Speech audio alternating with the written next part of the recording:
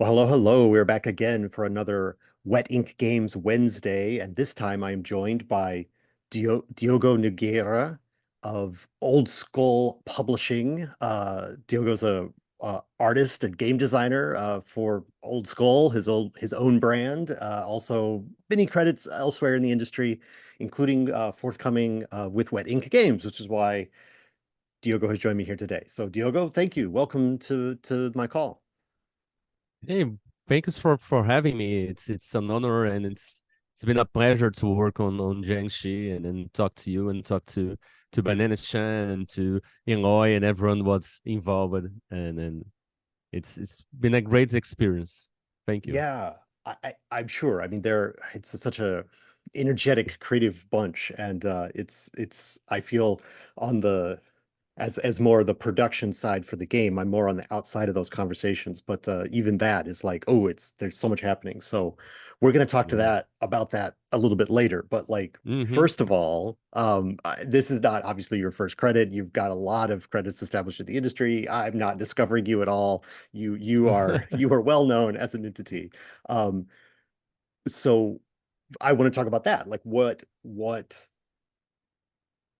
I'm sure that I want to know how people get started as game designers because Mm-hmm. contributors to RPGs because it's like we always talk about at the conventions and stuff like that. It's like, okay, you've got all entertainment products, and then of those, there's a tiny bit that's games, and then of those, a tiny bit of that is role-playing games, and of that, there's a tiny bit that's indie RPGs that do zines Yeah. and weird stuff. And it's like, so it's like, how do you find? I always curious how people find that as like the thing that they want to work on out of all of the stuff that, could take our interest and stuff like that. Um, so what is that for you? Like, how did you discover role-playing games or games at all? Like, I does it go all the way back to, you know, do you have are you one of the people who were, you came to it as a family member? Like if there was a family member taught you to No, do it, or did you discover it in no. college? Like what's your story? How did you find out that this weird thing, this weird hobby that we have is what you wanted to do? Yeah. I started as about, I don't know, 8 or 9 years old, and it was in a Catholic school, and they Hmm. allowed the kids to choose their like outside reading, like something for the class to read and write about. And the kids choose the Death Trap Dungeon, the fighting fantasy game book, Okay. and was and I have never seen anything like this, and I started getting into gaming books. That was very like for a kid, and they allowed us in a Catholic school play this kind of game with people that you died horribly all the time. It was really fascinating to me. So I spent maybe a year or a year and a half playing those games, and then my parents moved to another building, and there were these older kids that saw me, playing with these gaming books, the fighting fantasy books. I said, "Oh, do you like those? I think you like this game that we played. It's called role playing games. It's a similar to this, but you don't have to follow any of those paths they choose. You can do anything you want and stuff like this." So I started. So they introduced me to the first Brazilian role playing game, what's called Tagma, Nice. and I played my first game. I died in like my second combat in a critical hit, and they sliced my leg off, and they had like this critical tables, and but it was so much fun, and my character died, and went to the building backyard. We buried my character shit Oh in the my, yard, and that's amazing. it's yeah, it was an experience. And I got hooked from that, and I started playing everything that I could in Brazil. Uh, we didn't have much things translated, so when I started learning English because of games. I Hmm. wanted to play more games, and we had. I was a teenager. We have D&D here, mostly second edition, when I got into Vampire, and they released Vampire: The Dark Ages, so I wanted to read that. I started reading Vampire: The Dark Ages, and went on until I went to college, and I stopped playing during college. And because I wanted to get serious about my work and my art, and because I went to art school, graphic design, and I stopped playing. And when I got out of art school, and I worked a little bit as a designer, but then I realized that I really wanted to do my own things. I published some children's book, children's book that I wrote and illustrated. I illustrated for other people too. But then I made an exam to work as a public servant in Brazil. Started making some money, and thought, well, I'm gonna start playing RPGs again. And I bought a bunch of RPG books. It was D&D fourth edition time, and I started reading. I was in another city because of being a public servant. I had to move. I didn't have a group, and Mm. reading felt really great. Everything was balanced, everything works, everything well thought out. When I got back to my city and I started playing it, it was nothing like I remembered. You know, after years without playing role playing games, I went to play D&D fourth edition, and we played for a year, like playing bi-weekly, but we couldn't finish like four adventures. Yeah. Because every single encounter was a drag, and after that I was like, I gotta see what else is out there. This This is nobody this was having funerals for character sheets because you weren't into it that much, I guess. Is what it sounds like. Yeah, it was very predictable. Everything was like, I played World of Warcraft. It felt very World of Warcraft to me. Oh, Like, yeah. I pushed this I power, think that this was intended. button. Yeah, but I already have that on World of Warcraft. I don't want that on my I role think playing right, that game. was the problem. Yeah, and then I discovered these indie games, story games, and the OSR about the same time. Like the Forge was making all these very different games that had nothing to do with D&D and playing a character. You play more as like a storyteller, a creator, and I like to see almost as if one side of this coin, like the story game, plays the game from the outside in as authors that interfere in the game, and some of the games play as from inside out, like the story is just consequence as you play in the game. But I like Yeah. to see this just two visions, and I started seeing that people were making those games weren't companies, weren't you know Wizards of the Coast, weren't KOs, and weren't big things. Were people like me, they live in their houses, and they now you have self-publishing now, and then people Yeah. would print zines in their own homes and send it to each others, and it wasn't like the game is ours. We don't have to wait for a company to say, oh, here, play this. Oh, here is how we'll Yeah. do this. Fuck that. You can make your own thing.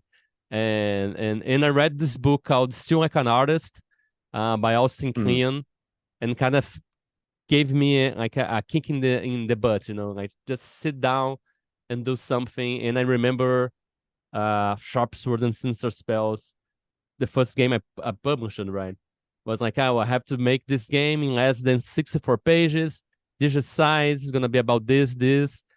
And I really followed the Still Like an Artist way of working and thinking almost to the letter. I mean, for Yeah. me, it's almost a manual of how to work, and that's what kind Yeah. of made me want to try to do this and connect other people. And when I made something and I saw other creator made something inspired by what I did, because you know this retro inspiration, I get inspired by you and I make something, and you see that and you make something else inspired by it.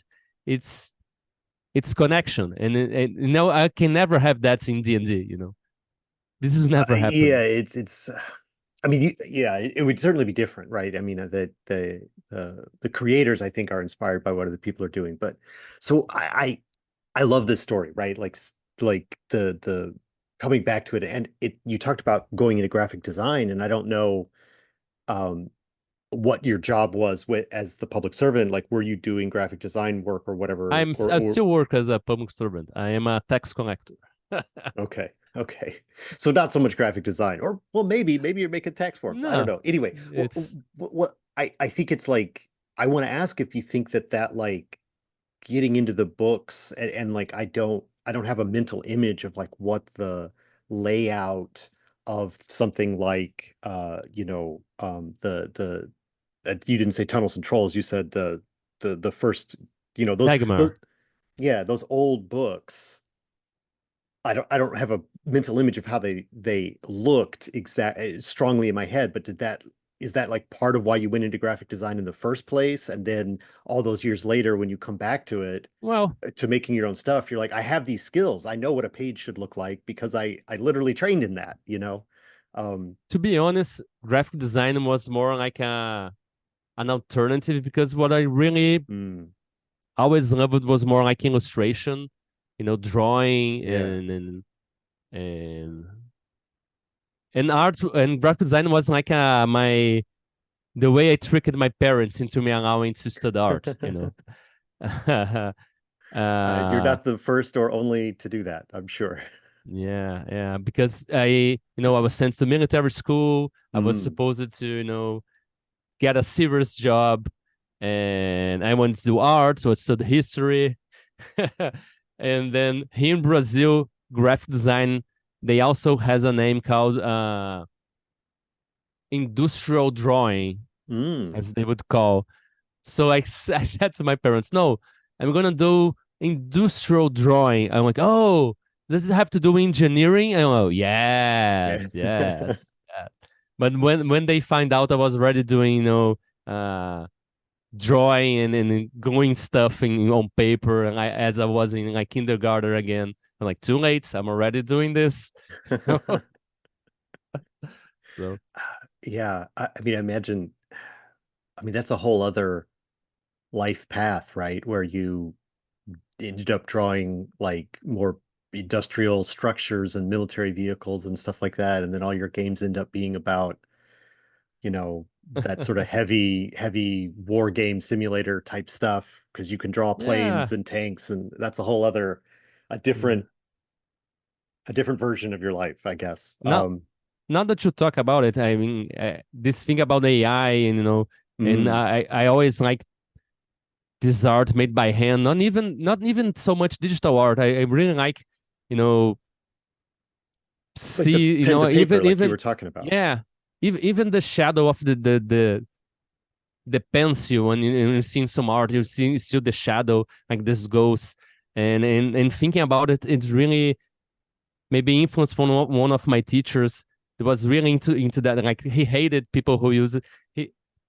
The students hated him because he didn't want people to use like Photoshop and anything. Like, no, Mm, let's grab pens, let's do this poster, but let's use gouache, let's use watercolor, let's use, and people hated him. But he he taught so much about it, how even you discover things by playing with the media, yeah, and it's so hard to do that with digital uh media right. because it's so exact, it's so precise, it's so finished Yeah, in a way. you turn on all the layers and the paintbrushes and or turn them Yeah, off or whatever, and there's less room for unintended accidents. consequences, it seems. I mean, I'm Yeah, sure somebody who does that, they play around. I mean, I know artists that work in, digital yeah, painting and stuff like that, and there are still accidents, I think, but it is definitely a different, yeah. I don't I don't know, it know. feels different. It feels different from the outside Yeah. anyway. Yeah. Um, He talked about the memory and the creativity there are in the fingers and in the mm, physicality that you can't have that just in the minds.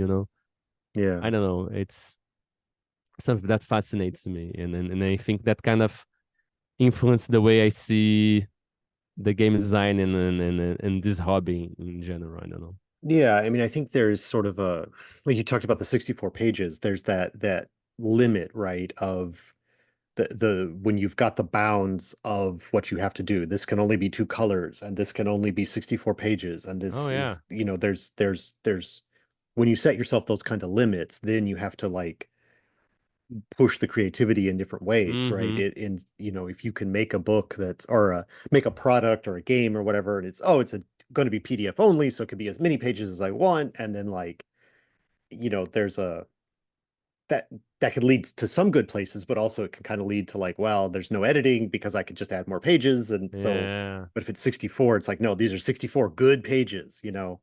Um, Yeah. yeah, so those kind of limits on creativity usually inspire good things. They inspire the Yeah. creativity to solve those problems that you've put It on helps you yourself. focus, I think. You Mm, know. yeah. So is that so I was looking at your itch page earlier and it looks like at this point like Primal Quest is kind of your biggest maybe flagship product is a term that that you may know the because you've got the Primal it's your banner and stuff Yeah, like it's that. what I'm So I'm I'm how big that's is what I'm that book? trying to do. Well, right now it's small, right? It's a Mhm. zine. We have an adventure character sheet, but we're releasing a GM screen. We're releasing a solo GMless and improvisational source book for it. I've written an adventure generator for it. My plan is to expand the game as I go. I'm slower than I wish I was because I also do freelance work with other people Sure. and things take time to resolve. Absolutely. Production it's something that really slows me down and fixing files and this kind of stuff. I'm really good in creating and the creativity part, but the part of sitting down and finishing the administrative part, it's very hard for me. It's uh Uh, feel like I'm the same way. Like the first 80% of a project is so easy. You can just have an idea and yeah, write a bunch of stuff, and then you leave these little notes for yourself. They're like, I'll fix this at the end. And then you get to the end, and then you're yeah, like, there's still like a quarter of this book to do. And there's I don't I the yeah, the last it just yeah, it's like the old files when you used to transfer I don't even know what the format was, but they would tell you that it's 60%, it's 80% complete, 1 hour to go, yeah, 90% complete, 2 hours to go, 95% complete, still 2 hours to go. You're like, how is this yeah. It's possible? never finished. It It's never it finished. it just feels like the Yeah, further you closer you get to the end, the longer everything yeah. takes because it's all that Gets finishing so work, all the frustrated. details, all of Yeah. you know, you solve all Well, the easy problems first. Like, oh, this is the big fun thing that's going to be the main thing. But then to make that work, I got yeah, these three side things that I need to solve, and I'll solve those later. And then, later comes, and yeah. then you have to solve the problems. It's very so. I totally understand that about like things doing it. So, what do you? What kind of is your ideal My version of? plans, yeah. Um, yeah. So, what's My kind of your plans for ideal version of Primal Quest then? Well, yeah. Well, my idea is what I'm doing is I'm writing uh a big book. My idea hmm would be make Primal Quest someday look like a prehistoric edition. But what I'm doing Mm, is as I'm writing, like I've written the table of contents, so everything I want to have in the game. But I'm as I'm finishing a chapter or a section that can be a zine, I publish that section as a zine. mm.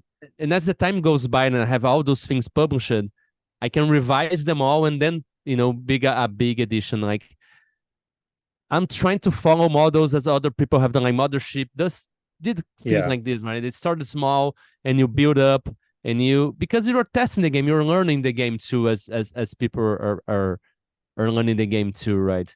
And you're Right. developing, finding your voice. It's like a TV series, right? hmm Uh the first season is cool and all, but it's still finding itself and then really get going as like in the third season, like the really good shows, right? It's when Right, right. things really start to get interesting. So I think I love PermaQuest, and that's what I'm trying to do, like starting developing it more and more, and then hopefully one day have either like a hardbound or maybe like I love box sets because it's very Mm, toys yeah, to me. They look like toys, and yeah. RPGs for me, they should be toys in a way. And Sure. and And they maybe have use that. some of that, like the box set, you can put the dice in, you can put the different size things in, you Yeah, can have a card set, a couple different books, it makes it sort yeah, of the sheets and the yeah, and the it doesn't have to yeah, all fit in the same, 6x9 binding when you do a box. So yeah, it's a good thing to look forward to. Yeah, I don't know. And then, someday there'll be some kid somewhere that's like, oh yeah, the box set is like I had the box set of Primal Quest when I was a kid. yeah. It's Oh, that would I be hope. Yeah, that's the hope. That's the dream. But right. yeah, Wow. Uh, it feels like so I do want to talk about kind of from well, I guess before we move on from Primal Quest, tell my listeners a little bit about it because we've talked about it. We said the name a bunch of times, and it's got kind of Yeah, like a dinosaur looking, good points. Good point. theme about it. But Yeah. what is it? What tell us what it is. I skipped over that part. Uh, I love sword and sorcery stories. Hmm. Discard the misogyny of the time of some authors because it Yeah, isn't yeah. all like this. There's great authors that have strong female characters that are more intelligent, they're more empathetic. Uh, but the things about sword and sorcery is like these heroes, anti-heroes, trying to forge their own path and seeking their luck and getting into trouble and sometimes helping people and finding out that the world is so much larger than them. And I like to explore this in various different scenarios. I My first game was Sharp Sword and Sinister Spells, which is like a sword and sorcery game. My Hmm. second one was Solar Blades and Cosmic Spells, which I call a star and sorcery game. And I had Dark Streets, which is a streets and sorcery game. And Primal Quest is like another one. It for me is like a stone and sorcery game. So it's like sword and sorcery in a prehistoric mythical world, with prehistoric culture. Not necessarily no cavemen, but we can draw inspiration for all prehistoric culture from all over the world. Right, right. Pre-Columbian civilizations, and uh, Native Americans, or for Hmm. well, one of my ideas too is maybe produce like a Pangea map, and Mm. maybe have writers from all over the world create an adventure inspired by the original people from where they live. That's another dream I have, like to work with other people and create this together, like the Yeah. imaginarium of prehistoric fantasy can be so much more than cavemen and dinosaurs. So Right. that's what I'm. Even though there is in Primal Quest, I want to have this with dinosaurs too, like these cultures, this more rich and way more nuanced stories, but with dinosaurs too, and then mixed up with a little bit of weird fantasy, weird gods and aliens, and Yeah. have this approach that is it's speculative fiction, right? There is no, oh, there's dinosaurs and magic. Oh, maybe there is psychic mushrooms, or maybe the spirits. Right. There's a little bit of everything. Right. So this is like kind of your version of sort of I mean, I guess it's more Cull than it is Conan, right? Because Conan's after Atlantis, and Yeah. there's Well, this age, right, where like things are sort of familiar, but it's not really supposed yeah, to be analog to Europe, and there are big monsters and there are weird cults and stuff like that. It's yeah, this sort of like imaginary time that's it's sort of I mean that it sounds like that's what you're doing your version of, um yeah, but I love the idea of kind of doing the all native Pangea, like where yeah. all those different groups would be, whatever your map is of the world, like getting those stories from all the different places. That's a great Mhm. idea that I Yeah. you know It's written down. I hope I get to do it. Well, I mean, there's certainly room.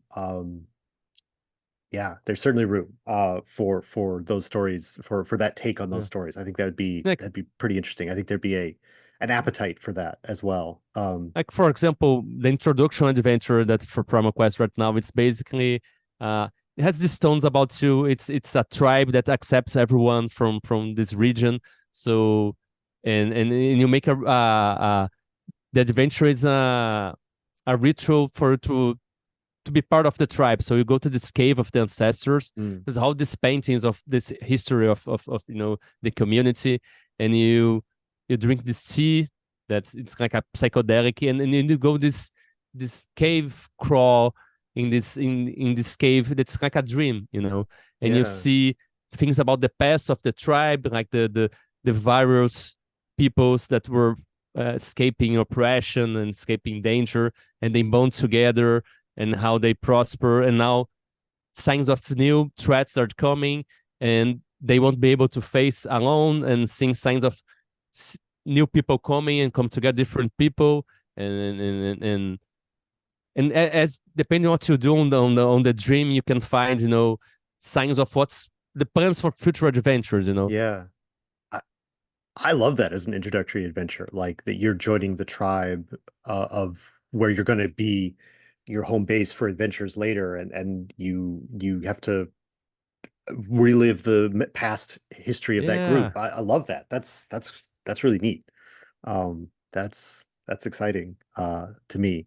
So that sounds cool. thank you. Yeah, I, Uh, I like it. right. Well, good. I hope you do. Okay. Wait. There's so many things to talk to you about, Diogo. So I want to talk about Jiangshi, and I also want to ask you about like your Instagram, your social media presence. So I don't know which kind of flows next because the Jiangshi is the most recent, but then like we're kind of talking about writing and crafting right now. So I don't know which one to go to next, but I want to talk about both of those things. If you have one that Okay, seems like you'd lead, which one do you want to talk to first? Which one do you want to speak let's to go first? about Jiangxi and Yeah. yeah, So I think I first heard your name from Eric Bloat, maybe, who's a buddy of mine, and he yeah, was I all love Eric. Yeah. yeah, and he was either contributing to something you did or you were contributing to something he did. And then of course I met you in person at Gen Con last year. Mm-hmm. So you were on my mind as a person who existed in the world. And so when we were planning to do this reprint of Jiangshi, and we're like, well, we don't want to just reprint the base game. We want to add more adventures, more scenarios to we want to have another set of writers do another set of adventures because there's a big book in the core set that has all kinds of people that contributed to it. Like because the Mm-hmm. base game is set in 1920s Chinatown. For anyone listening that doesn't know what it is, it's a game. Yeah. Jiangshi, Blood in the Banquet Hall is a game that's set in the 1920s in one of the Chinatowns in North America, and you're playing a Chinese family, running your Chinese restaurant, and dealing with the local problems that come from being like this sort of minority and oppressed culture in the context of the greater North American white culture, right?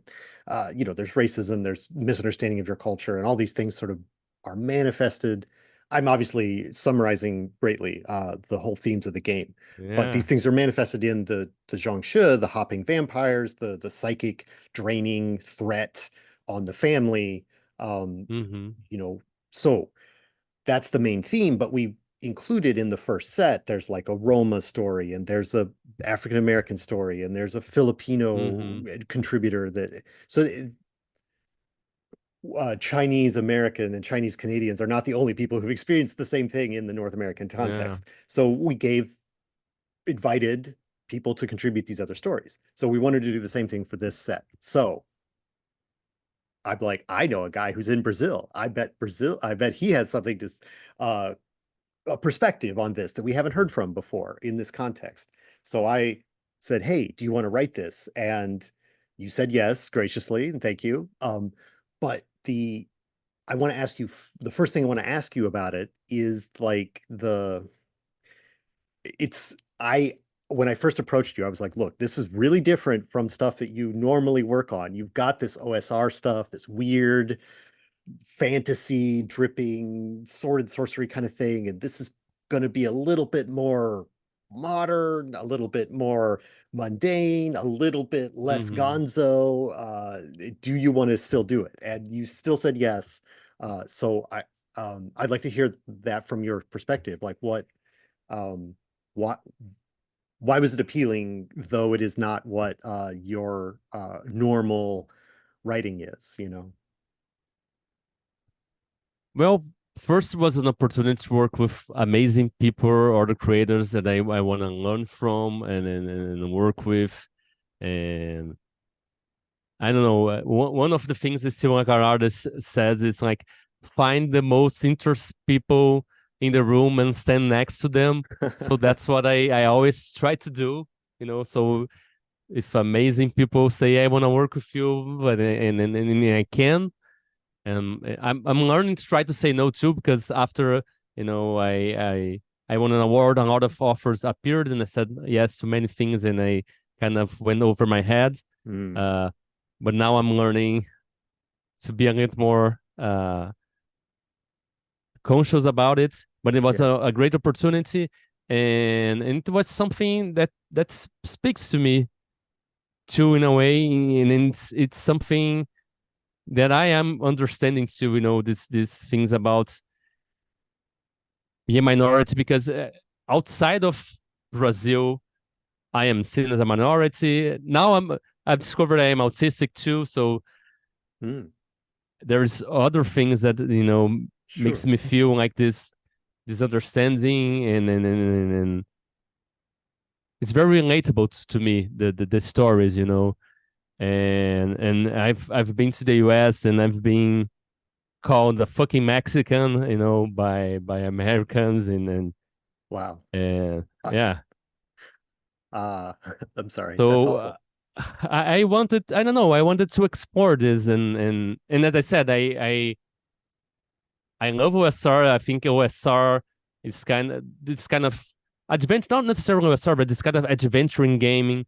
It's Hmm. something that I identify a lot with because it's fun, it's challenging, it's but this narrative stories like when I came back to RPGs, I discovering the Forge and the OSR at the same time.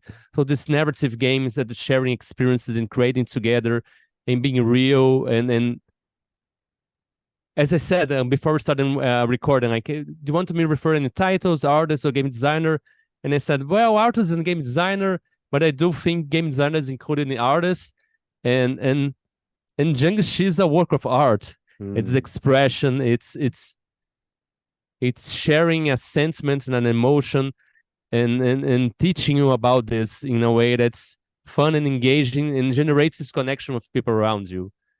And I wanted to be part of that. I think.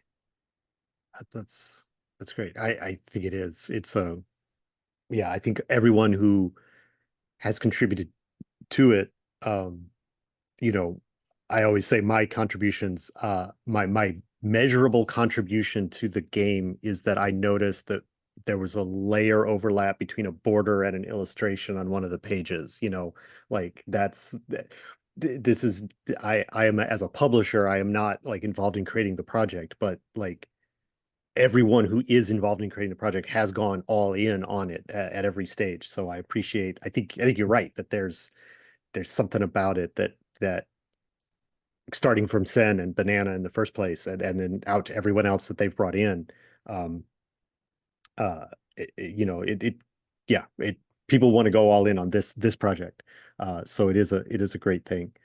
Uh, uh, it draws out the best in people, I guess is what I'm trying to say. Um, Yeah, I don't know. It's a game that creates love in a way, and mm, creates empathy and creates yeah.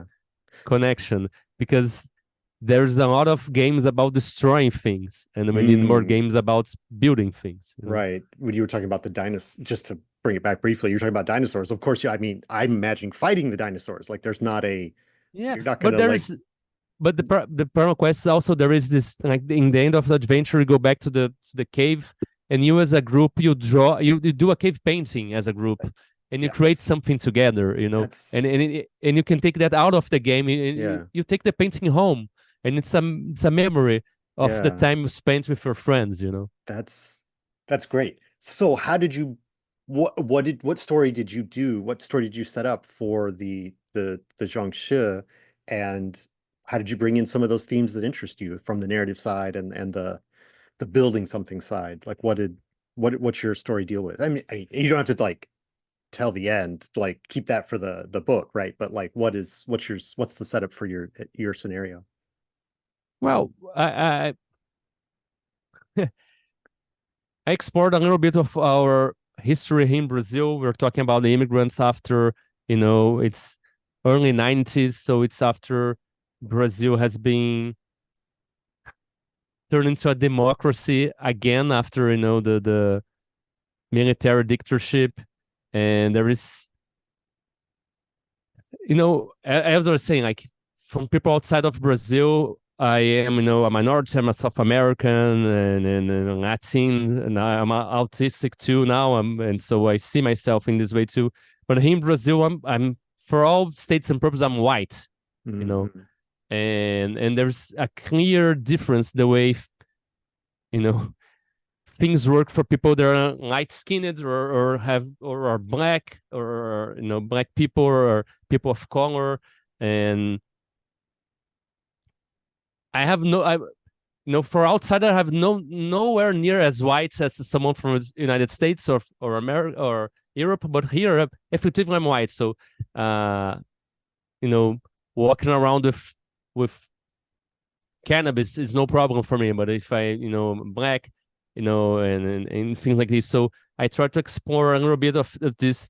It's a family of people. There aren't, wealthy or white, but there is this person that comes from a church that has connection with the government, has connection with organized crime. There's something that here in Brazil, and they think they're better because they have money, and there's a lot about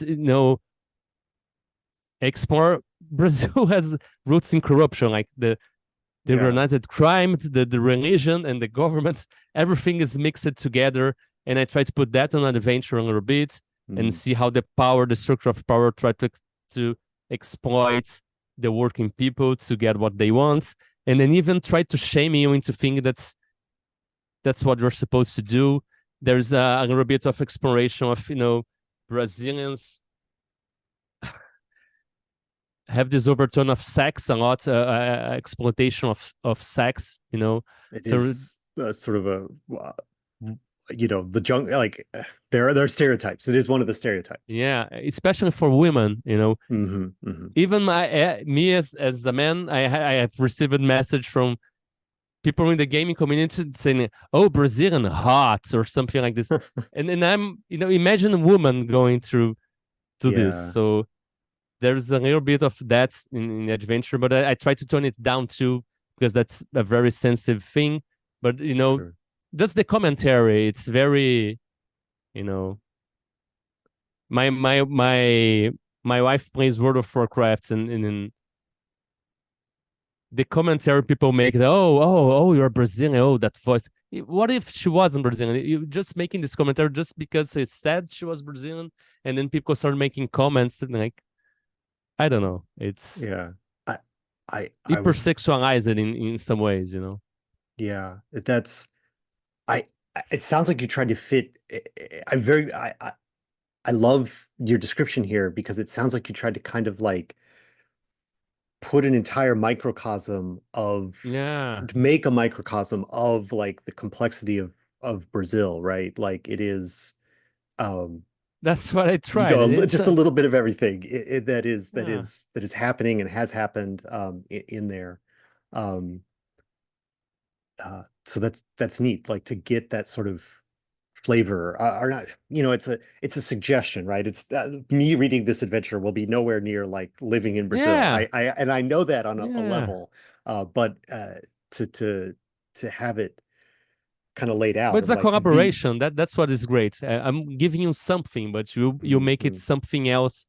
By each person will seal it with their experience, with their what matters to them, right? In those Yeah, stories. right. Right, they may pick up on the money thread or the government Yeah. thread or yeah, the colorism thread or whatever. There's Or the little religion thing, the right. manipulation, the religion, the Did did yeah. you because some of the creators that we've worked with in the past have uh they put a little twist on, they're like, okay, so the game is called Jiangshi, but we don't have that in our culture. We have this other creature instead who is this serves a similar role of sapping your energy or whatever, and they kind of write a little bit of different rules for it. Is there a how did you approach the supernatural side for your scenario? Is there a Brazilian flavor to the or Brazilian A notes, little I guess. bit, but our folklore doesn't have money, kind of vampire kind of creatures. We have a little bit inspired by the Portuguese mythos and some sparse tales in the northeast. That's why the inspiration was character from this region, which is a region that has less favorable, money. People have more difficulty, are people that are mostly people of color, Hmm. and are seen as, by people with money as like, oh, when Lula, the left won, and the people from the right that think they're great, they live in the in the capitals, in the rich part of the country, said, oh, it's because all those people that doesn't have no study, have no money, they don't know what to do, they voted for him. But like those states have like the best schools, because some of the states that invest in education and stuff like Mm. this, it, they just don't have, they are not rich. But no, money is no measure of rightness or knowledge or Yeah, anything like this, right? for So sure. yeah. All right. uh, All right. Well, is there anything else that you want to say about the working on the Jiangshi game overall, or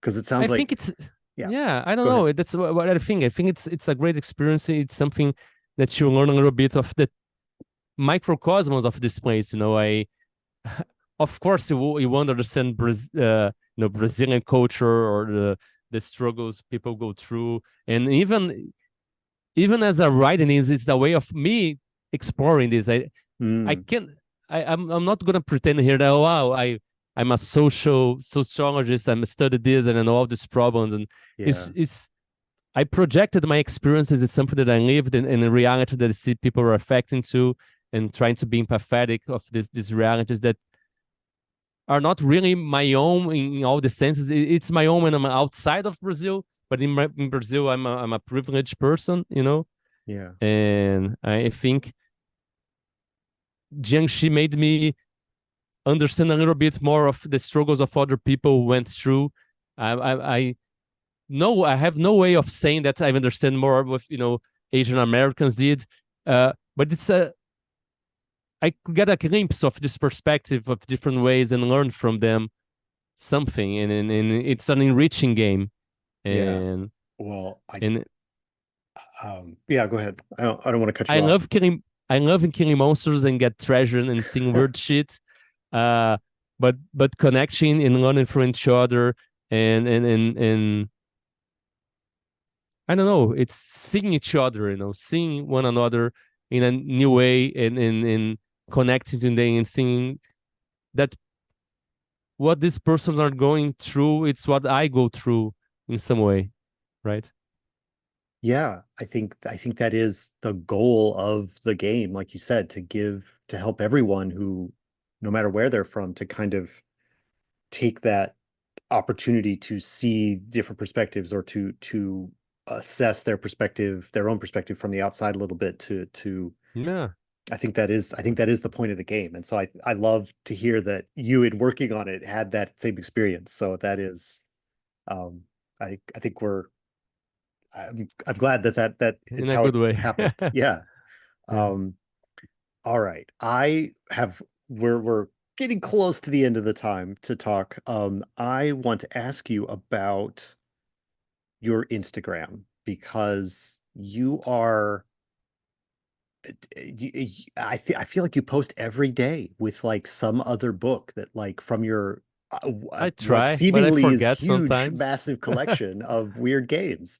And you're just always like, and this isn't like one little post. I mean, you're like, here's a bunch of screenshots inside, or pictures of the inside of the book, and here's a description of the book, and here's where you can get the book, and here's, there's such an enthusiasm for like this.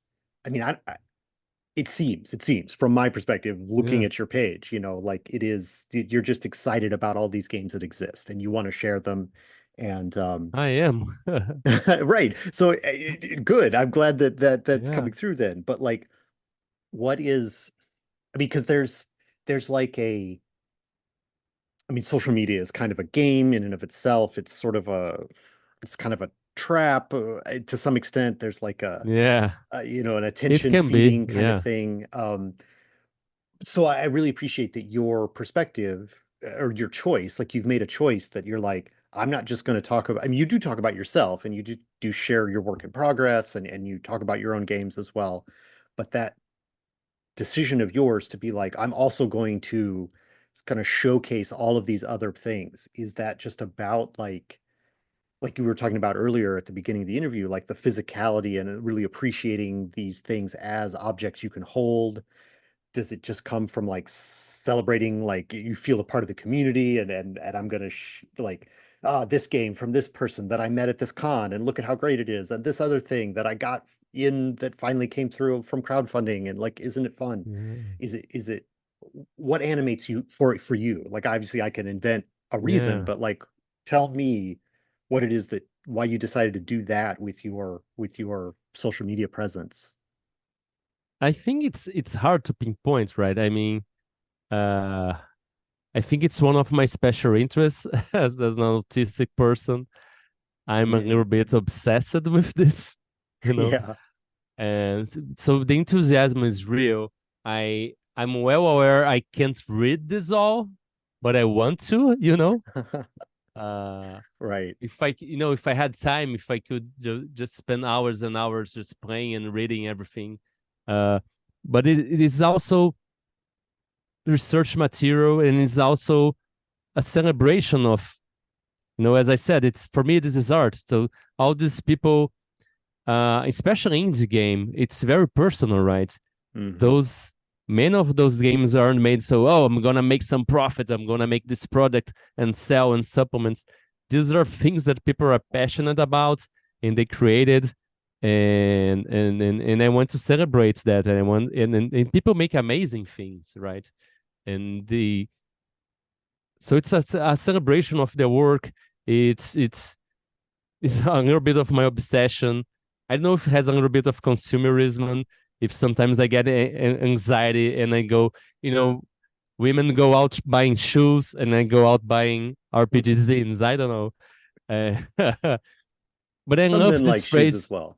Uh, Yeah, I like but backpacks. I like bags. I don't know. yeah, no, Eh, I mean, I think there is, and we kind of talked.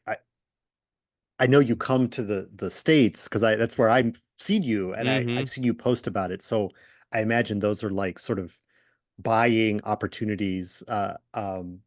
But uh, like it is sort of like a almost a travel log or a showcase of your own efforts in that respect, right? Like Yeah, I came to Gen Con and I bought these three games, and so now I'm going to yeah. show It's them like a off, journal too. Yeah. Mm, A way to register my journey through those games and sometimes I finish a book and I'm gonna read next, and I mm, go through my own feeds and say, oh, I skimmed this but I haven't read, and then I find my own. It's kind of archive too to see what I have and then go and I stick it out on my very disorganized library. right, right. And Yeah. by the way, one of the Mhm, things, the Still Like an Artist book by Al Sinclair, mm, one other thing that says too is like for you to be interesting, you have to be interested first. You know? mm, So it's also about this. I'm very interested into this and learning and being part of this and celebrating this. And I think it helps me. It can't be all about me, right? mm. If it's only talking about me, what will I learn? It's very self-centered. I don't know. Yeah, yeah. I think like I'm thinking about that. Like I like that's sort of an interesting thing to me because it's like I have a personal page that I share like, some pictures of nature whenever I go on like a hike or something like that. It's not I'm not trying to win friends and influence people, right? It's more of a journal thing, like you were saying for me. Mm-hmm. But then, I switch accounts and then I'm on the Wet Ink Games business account. And then there I feel like I have to post constantly about like what Wet Ink Games has on offer and what Wet Ink Games is working on now and where we when we go to cons, I'm always trying to post like here's our booth and come shop at our booth, you know. And Yeah. I feel it's like a business proposition, right? I feel that that's sort of Mm-hmm. like what I have to do, but it maybe I don't, right? Maybe what I'm hearing you say is just sort of like, you know, maybe I don't have to post so much about like what wedding games is about, right? But it's because it is we are all part of a What are community. the what are the people behind what the game is about? It can be about that too, right? Yeah. Because you make the games you make because you're the people you are. So talking about who you are too outside of just games might be something too. I don't know. No, Because I people think will connect to this too, right? People wanna I don't know. I wanna know about this stuff. So right. that's what I talk about. I don't know. No, I like that. I think it is. I try to do that at cons. Like I'll show, our faces and what we're having for dinner or whatever. Just sort of like the fun side of going to a convention. But I don't do it as much when we're just here in the house or, our houses. My co-owner and Yeah. I, we don't live in the same place. We have our own separate Yeah. lives. Um, That's thing too. For me, it's easier because it's only me. So I put I post like old school publishing. It's me.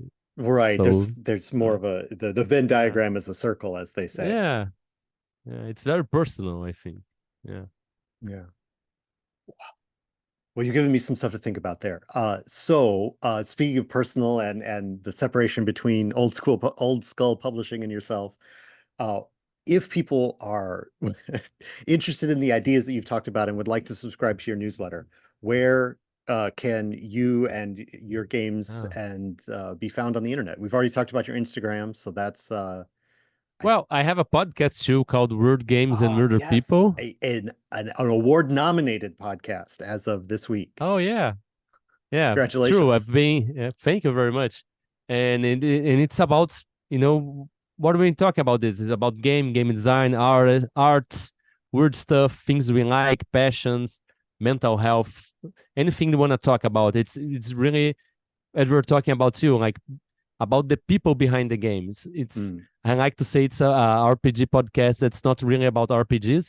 It's about the people behind it. It's like a 1.5, 2 hours conversation about people when we talk about I don't know from how we're raising our kids to dating tips for game for game designers giving relationship advice to sometimes about food and weird food we eat or anxiety or anything you want to talk about weird ghost stories and we talk about art a lot and game design and what we learn from each other what we learn especially what we learn from creators for other media that are not RPGs. So you can find Yeah. weird games and weird people on any podcast platform. Yeah. And I listened to it. I haven't listened to very many episodes, but I'm planning to I do too accelerate my many too. listening. Well, I listen. It's not a measure of you. I listen to a lot of Yeah, yeah, podcasts, so I that's in my queue, and I get one every once in a while, and yeah. I'm gonna keep listening because I do enjoy your conversations. So, what And else you also you got can going find on? my games at Exalted Funeral. My most recent games are going out through Exalted Funeral, but you can find stuff at Drive Thru RPG 2 and itch.io. And you'll find me at social media at Diogo underline old skull and skull at the bone in your head, not the place you go to, learn stuff or pretend you learn stuff. Right. Yeah. I have a newsletter too that I try to keep updated, but it's sometimes takes a while. It's on Substack. It's Diogo Nogueira .substack.com. Yeah. There you go. Plenty of links. Plenty of links to follow Diogo and all that's happening with Old Skull Publishing. There you go. So listeners, check it out. Thank you so much, Diogo, for talking to me today. Thank you. This has been quite a pleasure. I always I find that I enjoy meeting. I end up meeting people through interviews. Like we said, I've shaken your hand in person in real life, but we only talked for like 3 minutes because it was Gen Con Yeah. and there was a lot of people in the aisle. But this has been a pleasure to talk to you, get to know you better. Um, thank you again for working on Yeah, we'll Jiangshi. do this again soon. And we will. We will do this again soon. Yeah, I am scheduled to be on Weird Games and Weird People soon, so yeah, I will yeah, we'll be having a longer substantive conversation. yeah. Hopefully, my camera will be working at that time. Yeah. Yeah. Well, I look forward to that conversation, and Me too. I'm gonna check out I'm gonna put Harmel Quest in my to buy list. We'll hopefully get that in my hopefully I'll be reading it soon. Um, Thank you. okay, again, thank you for your time today, and that's it. Thank you for all the people who watched the video. Thank you for your time as well. Give us what in the comments, give us what and sorcery game you need. Like blank and sorcery, what's the newest one that we should work on?